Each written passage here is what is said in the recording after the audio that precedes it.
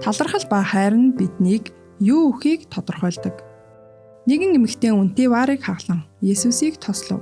Эмэгтэйн үлдэл үргэлгэн байсан ч гүн талархал ба хайраас төрсөн байлаа.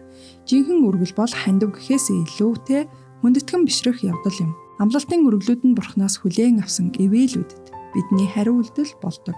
Бидний үргэлж хамгийн түрүүнд өгөх ёстой нь Бурхан бөгөөд жинхэнэ үргэл гэдэг нь бид түүнээс ямар нэгэн зүйлийг хүлээн авсан гэсэн ойлголтоос урган гардаг.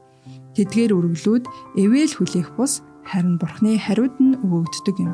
Бид 11-ээс гадна Бурханы бодит ивэлүүдийн нэг хэсэг болгон амлалтын үргэлүүдийг өгөх үед Есүс бол биднийг хангагч, тэтгэгч гэдгийг бидэнд сануулдаг. Бид 11 болон амлалтын үргэлөө тогтмол бөгөөд системтэйгээр буцаж өгөхдөө үргэлж өөрсдийн хүслийн хадагт Бурханыг нэгдүгээрт тавих болтугай.